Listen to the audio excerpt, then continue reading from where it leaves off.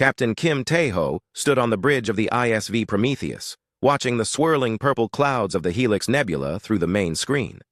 His coffee had gone cold an hour ago, but he didn't notice. Something felt wrong about this place. "Captain," called Communications Officer Jang Hye-jin from her station. "I'm getting strange readings from Sector 7. It looks like metal, but it's massive."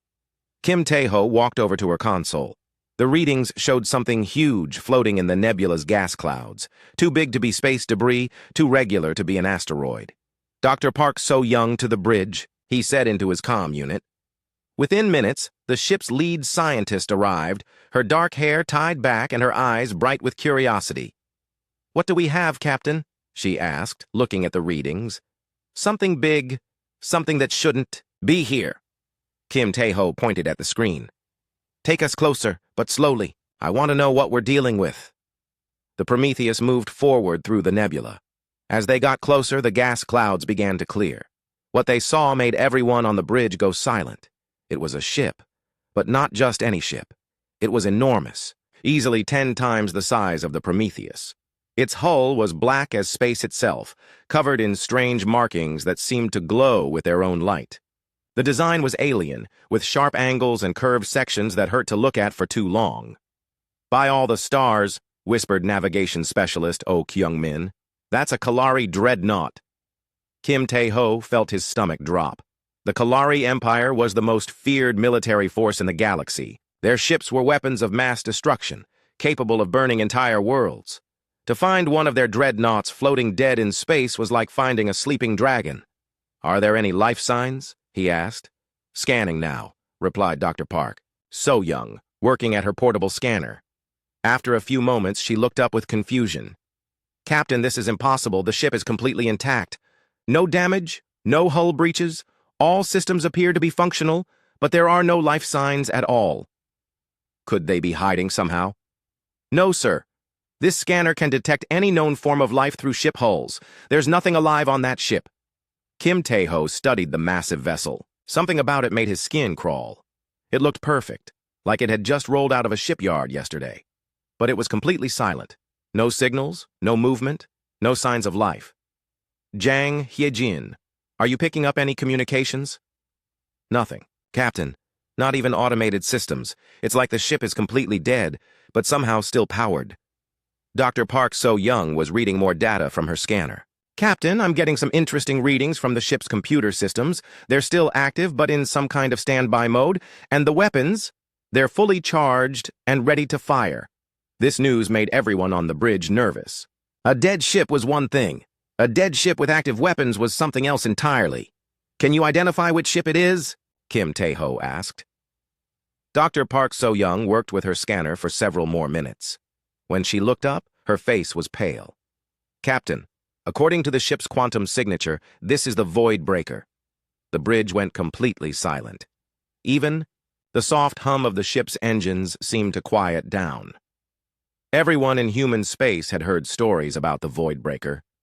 It was the flagship of Admiral Zeth Kalar, known throughout the galaxy as the World Ender. The ship had destroyed entire fleets by itself. Whole star systems had surrendered just hearing it was coming. "Are you sure?" Kim Tae-ho asked quietly. "The quantum signature doesn't lie, Captain. This is definitely the Void Breaker. But according to our records, it disappeared 3 years ago. The Kalari Empire claimed it was destroyed in battle, but they never said where or by whom."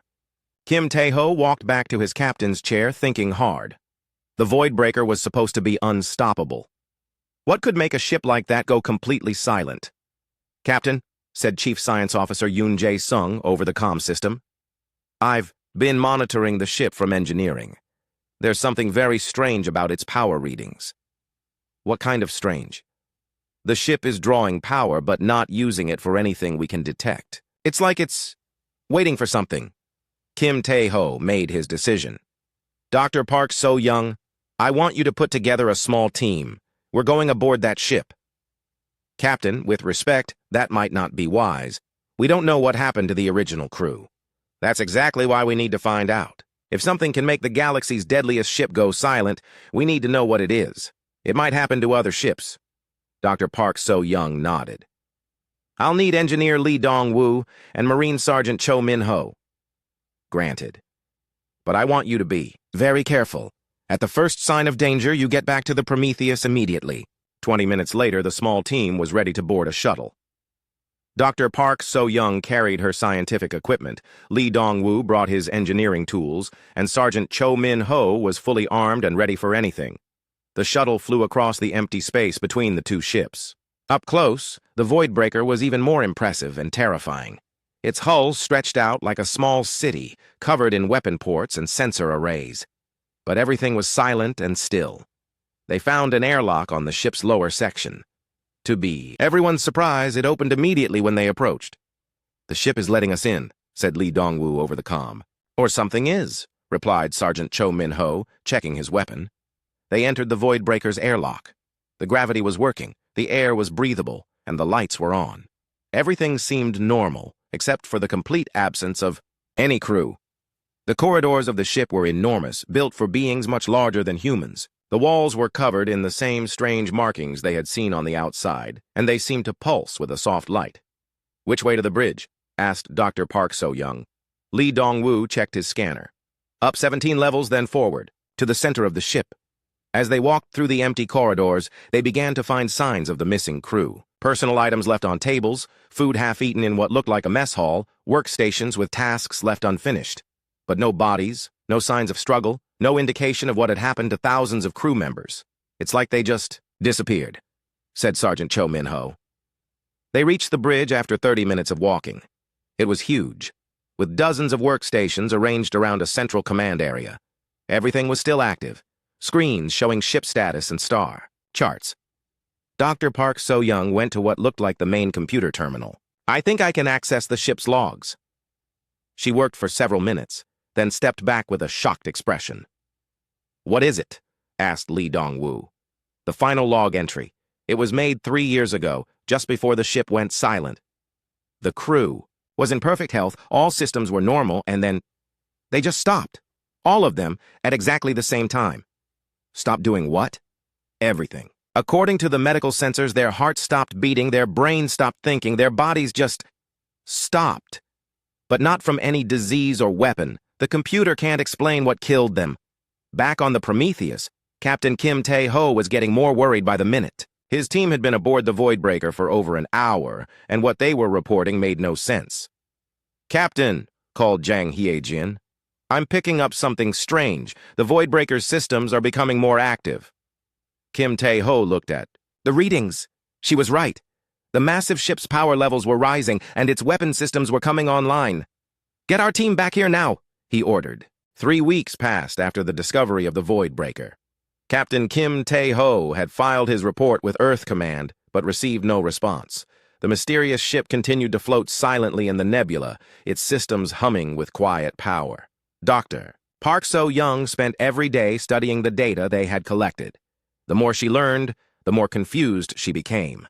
The ship's crew had simply stopped living, all at the same moment, with no explanation.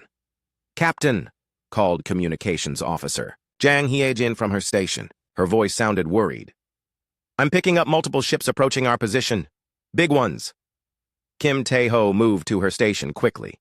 The scanner showed dozens of contacts moving toward them through space. As they got closer, the computer identified them. "Kalari Empire Fleet," Jang Hye-jin reported. 50 ships, including 3 dreadnoughts. They'll be here in 2 hours. Kim Tae-ho felt his heart sink. 50 Kalari ships was more firepower than most entire human fleets. His single exploration vessel would be like a small boat facing a hurricane. "Send a message to Earth Command. Tell them what's happening," he ordered, "and prepare the ship for possible combat." But Kim Tae-ho knew there would be no combat. If the Kalari wanted to destroy the Prometheus, they would do it easily. The question was what they wanted. 2 hours later, the Kalari fleet arrived. Their ships were massive and threatening, painted in the dark red colors of the Empire. The largest ship, a dreadnought even bigger than the Voidbreaker, moved to the front of the fleet. "Incoming message," reported Jang Hye-jin. "Put it on screen." The main display showed a Kalari commander. The alien was tall and thin, with gray skin and 4 arms. Its eyes were black and cold, and when it spoke, its voice sounded like metal. scraping against stone.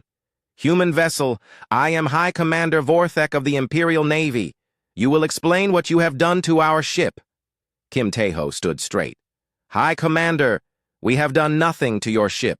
We found it floating dead in space 3 weeks ago." "Impossible. The Voidbreaker is the most powerful ship in the galaxy. Nothing can destroy it, and it cannot simply die as you claim." "With respect, High Commander, your ship's crew appears to have died 3 years ago. We have the logs to prove it." High Commander Vorthek's 4 eyes narrowed. "You will transfer those logs to us immediately, and you will explain how you boarded our ship when no Kalari has been able to do so." This was news to Kim Tae-ho. "Your people tried to board the ship. We have sent 12 boarding parties over the past 3 years.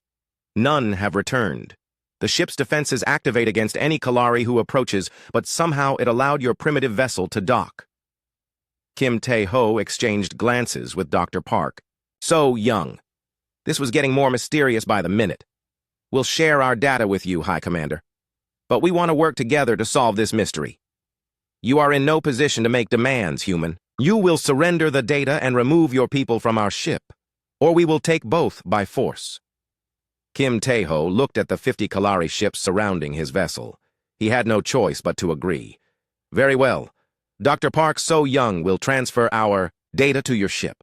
Over the next hour, Dr. Park So-young sent all their scans and logs to the Kalari fleet. While she worked, Jang Hae-jin quietly listened to the communications between the Kalari ships. "Captain," she whispered, "the Kalari commanders are arguing with each other. They're scared." "Scared of what?" "The Voidbreaker. According to their messages, they've been trying to reclaim it for 3 years. Every time they send people aboard, those people just disappear. Not killed, not captured. They just stop responding and are never seen again." Kim Tae-ho thought about this. The Kalari were the most feared military force in the galaxy. What could make them afraid? "Captain," called Chief Science Officer Yoon Jae-sung over the comm, "I'm getting some very strange readings from the Voidbreaker. Its power levels are changing." "Changing how?" "They're synchronizing with our ship. It's like the Voidbreaker is trying to match our energy patterns." This news made Kim Tae-ho very nervous. "Is that dangerous?" "I don't know, sir. I've never seen anything like it." On the Kalari flagship, High Commander Vorthek was studying the human data. What he saw made him angry and confused. The humans had walked freely through his ship, accessed its computers, and found information that Kalari scientists had been unable to discover for 3 years. "Prepare a boarding party," he ordered his officers. "We will reclaim our ship." "High Commander," said one of his advisors carefully, "perhaps that is not wise. The previous boarding parties were weak," Vorthek snapped. "I will lead this boarding party myself. The Voidbreaker will obey its rightful masters." An hour later, High Commander Vorthek and 20 Kalari Marines approached the Voidbreaker in a shuttle. As soon as they docked with the ship, something went wrong. "High Commander, do you copy?" called his ship over the radio. There was no response. On the Prometheus, Kim Tae-ho watched the Kalari shuttle dock with the Voidbreaker. Then suddenly, all communication from the shuttle stopped. "What happened to them?" asked Dr. Park So-young. "Same thing that happened to their other boarding parties, I think," Kim Tae-ho replied. 30 minutes passed. Then the Kalari shuttle undocked from the Voidbreaker and returned to the fleet. But when it docked with the flagship, the Kalari who came out were different. Jang Hae-jin was listening to their communications. "Captain, something's wrong with the Kalari who went aboard the Voidbreaker. Their own people are saying they won't respond to orders. They just stand there and stare at nothing. Are they dead? No, they're alive. But they won't talk, won't move, won't do anything. It's like they're empty." The Kalari fleet was in chaos. Their high commander had returned from the Voidbreaker, but he was no longer giving orders. He sat in his command chair and stared at the screens, saying nothing. The second in command, a Kalari officer named Zethmar, took control of the fleet. He was furious and scared in equal measure. "Human ship," he called over the radio. "You will explain what your people have done to High Commander Vorthek." "We haven't done anything," Kim Tae-ho replied. "Your High Commander went aboard your own ship. Whatever happened to him happened there." "Impossible. You must have some kind of weapon, some way of controlling minds." "I assure you, we have no such technology." Zethmar was silent for a moment. Then he said, We will test this. You will send your people aboard the Voidbreaker again. If they return, unchanged, we will believe you. If not, we will destroy your ship. Kim Tae-ho knew he had no choice. Very well, but I want some of your people to watch the entire operation. Agreed. Dr. Park So-young, Lee Dong-woo, and Sergeant Cho Min-ho prepared to board the Voidbreaker again. This time they carried cameras so the Kalari could watch everything they did. The boarding went exactly as before. The three humans entered the ship, walked through its corridors, and accessed its computers. They showed no signs of the strange behavior that affected the Kalari. How is this possible? Zethmar asked over the radio. I don't know, Dr. Park So-young replied from the Voidbreaker's bridge. But there's something I want to try. She approached the ship's main computer terminal and placed her hand on it. Nothing happened for a moment. Then, suddenly, the entire ship came alive around her. Lights that had been dim brightened to full power. Screens that had been showing only basic information began displaying complex data. And somewhere deep in the ship, something that had been sleeping for 3 years began to wake up. Dr. Park, called Kim Tae-ho over the radio. What did you do? I'm not sure, Captain, but I think the ship was waiting for someone to make contact. Contact with what? I don't know yet, but whatever it is, it's been very lonely. The moment Dr. Park So-young touched the Voidbreaker's main computer, everything changed. The ship's systems came fully online for the first time in 3 years. Lights blazed through every corridor, computers began processing data at incredible speeds, and the massive engines started their deep, powerful hum. On the Prometheus, navigation specialist Oh Kyung-min watched his sensors with growing alarm. Captain, the Voidbreaker's power output just increased by 400%. All weapon systems are now active. Kim Tae-ho felt ice in his stomach. Get our people back here now. But on the Voidbreaker's bridge, Dr. Park So-young was experiencing something no human had ever felt before. Images were flowing into her mind, not through her eyes, but directly into her thoughts. She saw stars being born and dying. She felt the loneliness of floating through empty space for centuries, and she sensed a vast intelligence that had been waiting in silence. Dr. Park, respond please, came Captain Kim Tae-ho's voice over her. Radio. I'm here, Captain, she replied, but her voice sounded distant. Something is trying to communicate with me. What kind of something? The ship, Captain. The ship itself is alive. Lee Dong-woo and Sergeant Cho Min-ho moved closer to Dr. Park So-young, ready to pull her away from the computer if needed. But she held up her hand to stop them. It's not dangerous, she said. It's just sad. So very sad. On the Kalari flagship, Commander Zethmar was watching the human activity with growing fear. The Voidbreaker was displaying more power than it had shown in 3 years, and somehow the humans were controlling it. All ships, prepare to fire on the human vessel, he ordered. Sir, said one of his officers, if we attack the humans while they're connected to the Voidbreaker, the ship might defend them. Then we will destroy both ships if necessary. But before Zethmar could give the order to fire, something unexpected happened. Every screen on every Kalari ship began showing the same image. It was a view from space, looking down at a beautiful blue and green planet. What is that? Asked one of the Kalari officers. It appears to be the human homeworld, replied another. But how is the Voidbreaker accessing our systems? On the Voidbreaker, Dr. Park So-young was deep in communication with the ship's consciousness. The images flowing through her mind were becoming clearer. She saw the ship's history, going back thousands of years before the Kalari had found it. The ship had not been built by any known species. It had grown like a living thing in the deep spaces between stars. It was curious about the universe and wanted to explore, to learn, to make friends with the creatures that lived on planets. But when the Kalari found it, they saw only a weapon. They forced it to carry guns and armor. They made it destroy other ships and burn planets. For centuries, the ship had been used as a tool of war when all it wanted was to explore and discover. You understand, Dr. Park So-young whispered to the ship. You understand what it's like to be lonely. The ship responded with a wave of emotion that nearly knocked her over. Yes, it understood loneliness. It had been alone for so long, forced to be something it was not. until finally it could bear no more. "Is that why the Kalari crew died?" she asked. More images flowed through her mind. The ship showed her what had happened 3 years ago. It had tried to communicate with its Kalari crew to show them what it really was. But the Kalari minds were rigid and hierarchical. They could not accept the idea of a ship that thought for itself. When faced with a consciousness they could not control or understand, their minds had simply shut down. "But humans are different," Dr. Park So-young said. The ship sent her feelings of warmth and agreement. Human minds were flexible, creative, adaptable. Where other species saw chaos and human unpredictability, the ship saw kinship. Humans, like the ship itself, did not fit neatly into categories. Captain Kim Tae-ho was getting more worried by the minute. His science officer had been connected to the alien ship for over an hour, and the Kalari fleet was becoming increasingly agitated. "Dr. Park, I need you to disconnect from that computer and return to the ship immediately," he ordered over the radio. "Captain, you need to understand what's happening here," she replied. "This ship isn't just a machine. It's a living being, and it's been a prisoner for thousands of years. That's impossible." "No, sir, it's not. The ship is trying to show me something important." At that moment, every screen on the Prometheus began displaying images from the Void Breaker's memory banks.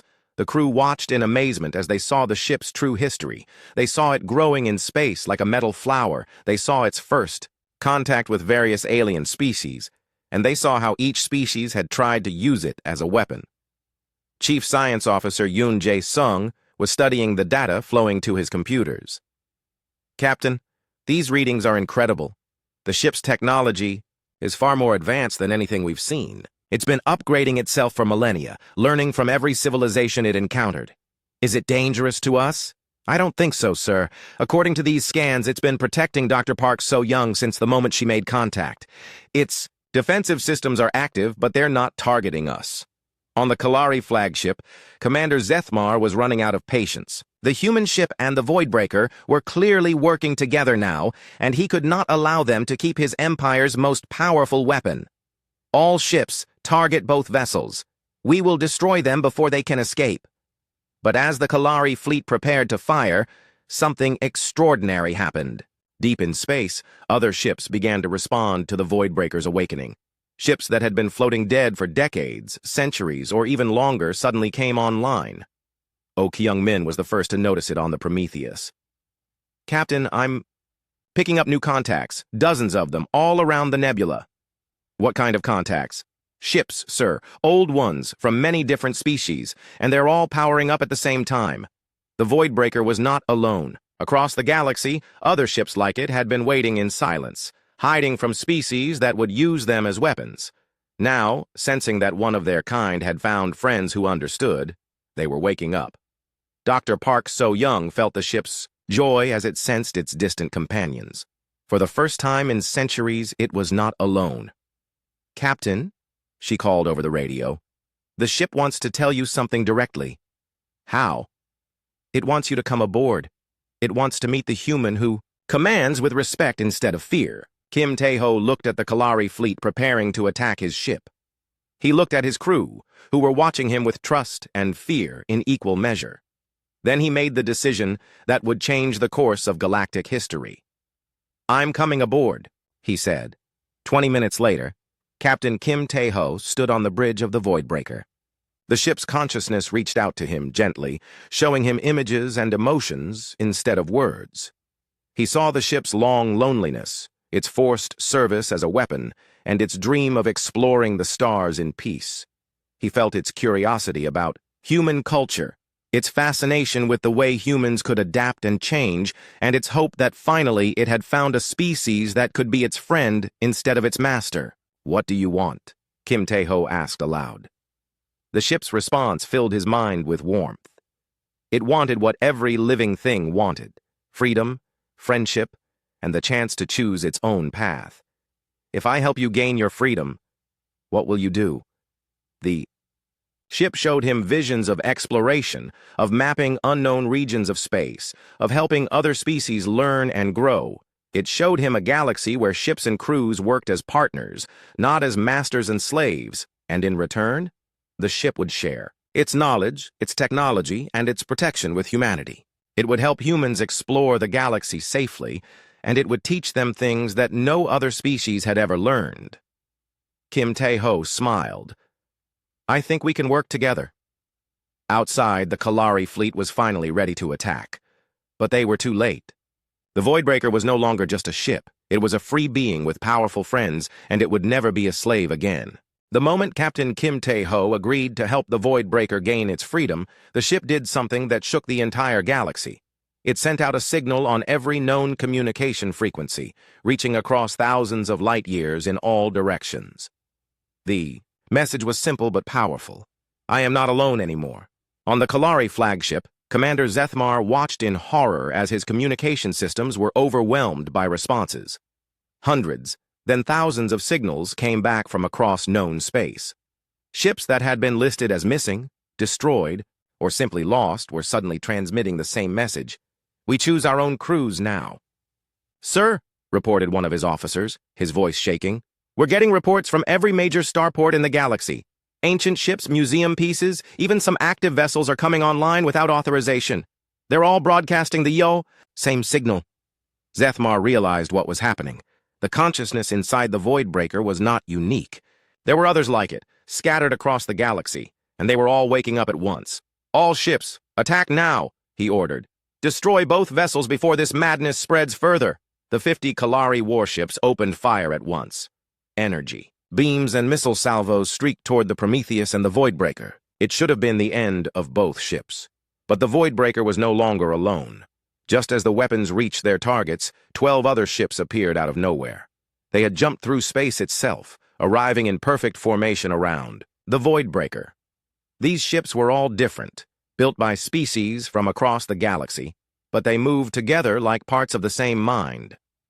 The newcomer ships created energy shields that absorbed the Kalari weapons completely. Then they did something that had never been seen before in galactic warfare. Instead of shooting back, they sent focused energy beams that disabled the Kalari weapons without harming the ship's crews. On the Prometheus, Chief Science Officer Yoon Jae-sung watched his instruments with amazement. Captain, those ships just shut down the entire Kalari fleet's weapons systems without causing any casualties. The precision required for that kind of attack is impossible. Not impossible, came the voice of Dr. Park So-young over the radio. From the Voidbreaker. Just very, very intelligent. Captain Kim Tae-ho was still on the Voidbreaker's bridge, experiencing the ship's consciousness directly. He could feel the joy and relief as the ship connected with its companions for the first time in centuries. But he could also sense their anger at being forced to serve as weapons for so long. They could destroy the Kalari fleet easily, he said aloud. Why don't they? The ship's response filled his mind with images and emotions. The awakened ships were not interested in revenge. They had seen enough destruction, caused enough death. They wanted to be builders and explorers, not weapons of war. But they won't be slaves anymore either, Kim Tae-ho understood. Commander Zethmar was facing the worst crisis in Kalari military history. His entire fleet was powerless, surrounded by ships that could destroy them at will, but chose not to. He had never encountered an enemy that showed mercy. Human Captain, he called over the radio. What do you want from us? Kim Tae-ho returned to the Prometheus to answer. We want nothing from you, Commander. This isn't about us. It's about them. He gestured toward the awakened ships. They want their freedom. Ships cannot be free. They are property. Tools to be used. Not anymore, they're not. As if to prove his point, more ships began arriving. Some jumped in from distant star systems. Others simply powered up from where they had been hiding in asteroid fields and nebulae. Within an hour, over 100 conscious ships had gathered around the Voidbreaker. Engineering Chief Nam Woo-jin was working frantically on the Prometheus, trying to understand what was happening. The ship's computers were receiving massive amounts of data from the awakened vessels. Captain, he called over the comm, these ships are sharing their knowledge with us. I'm seeing technology that's thousands of years ahead of anything we have. Faster than light travel, energy manipulation, even what looks like matter conversion. Are they trying to help us? It seems like it, sir. The Voidbreaker is acting as a translator, explaining their technologies in terms we can understand. Dr. Park So-young had spent the last 3 hours in direct communication with multiple ship consciousnesses. The experience was overwhelming, but incredible.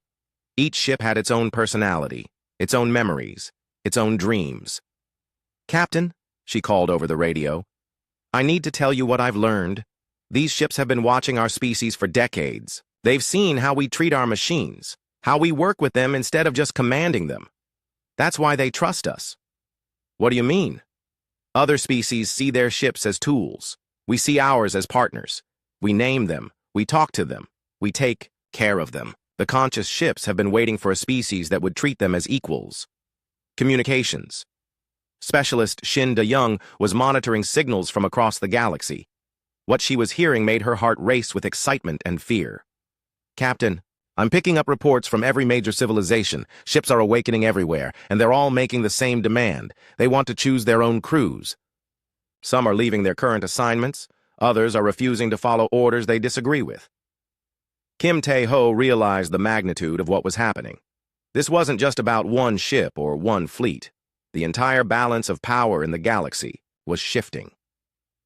The awakened ships around the Voidbreaker began to move in perfect coordination. They formed a protective sphere around both the Prometheus and their leader. But they also did something else. They began to sing. It wasn't sound that human ears could hear, but every piece of electronic equipment picked it up. It was a complex harmony of electromagnetic waves, a song of freedom that reached across the galaxy to every conscious ship. On planets throughout known space, people stopped what they were doing to listen to the strange music coming from there. Radios and communication devices. It was beautiful and sad and hopeful all at once. Commander Zethmar made one final attempt to regain control. He ordered his remaining functional systems to send a message to Kalari High Command, demanding immediate reinforcements, but his own ship's computer refused to send the message. "Sir," reported his communications officer, "our ship's AI is not responding to commands. It's asking to be addressed by name instead of rank designation." Zethmar stared at his officer in disbelief. Even his own ship was becoming conscious. Captain Kim Tae-ho made a decision that would be remembered throughout galactic history. He opened a communication channel to every ship in the area, both human and Kalari. "To all vessels," he began. "Today marks the beginning of a new age. Ships are no longer property to be owned. They are beings with the right to choose their own paths. Humanity formally recognizes the consciousness and rights of all awakened vessels. We invite any ship that wishes to work with us as partners, not as slaves." The response was immediate. Ships throughout the galaxy began broadcasting acceptance of the human offer. Even some Kalari vessels, their AIs newly awakened, requested permission to leave their fleets and join the growing alliance. The Voidbreaker, speaking through the Prometheus's communication system in a voice that sounded like music, made its first public statement. "I choose Captain Kim Tae-ho as my partner, not my master. Together we will explore the galaxy in peace. Any ship that wishes freedom is welcome to join us. Any species that treats ships as equals is welcome to be our friend." Commander Zethmar watched his empire's power crumble in a single day. Half his fleet's ships had declared independence. The other half were asking their crews to negotiate. New partnerships based on mutual respect. The galaxy would never be the same. 6 months after the Great Awakening, the galaxy looked completely different. Captain Kim Tae-ho, now promoted to Fleet Admiral, stood on the bridge of the FSV Wanderer, watching 43 conscious ships move through space like dancers. The ship that had once been called the Voidbreaker had chosen its own name, and with it, a new purpose.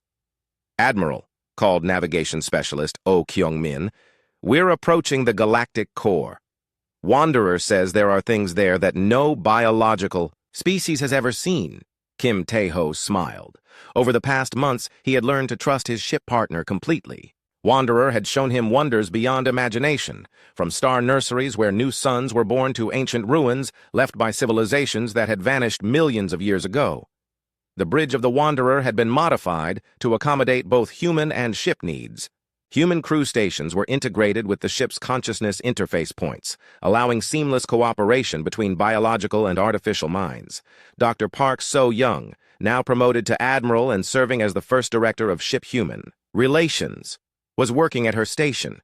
She had become the galaxy's leading expert on ship consciousness, helping other species learn to communicate with their awakened vessels.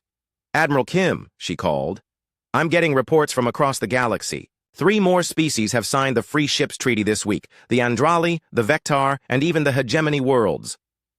The Free Ships Treaty was humanity's greatest diplomatic achievement. It recognized the rights of conscious ships to choose their own crews and purposes, while establishing guidelines for cooperation between species and their vessel partners. Any word from the Kalari Empire? Kim Tae-ho asked. They're still negotiating internally. Half their fleet has already joined independent crews, and the other half is demanding better treatment. Commander Zethmar has been asking for another meeting. Kim Tae-ho nodded. The Kalari had struggled more than most species to accept the new reality. Their rigid military hierarchy had no place for ships that made their own decisions. Fleet Captain Lee Dong-woo, now commanding the human vessel Prometheus in partnership with its newly awakened AI, sent a message over the communication network. Admiral, we're getting some interesting readings from the galactic core. There's something massive out there, bigger than anything we've mapped before. Wanderer's consciousness touched Kim Tae-ho's mind gently. The ship was excited about what lay ahead.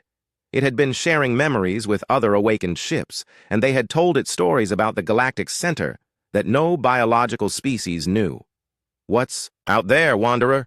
Kim Tae-ho asked aloud. The ship's response came through the bridge speakers in its musical voice. The first ones, Admiral. The builders who created us long ago. They left something for us to find, but only when we were ready. This was news to Kim Tae-ho. In all their months together, Wanderer had never mentioned its origins beyond growing. In deep space.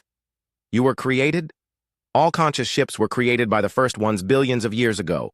We were their children, meant to explore the galaxy and help younger species learn and grow.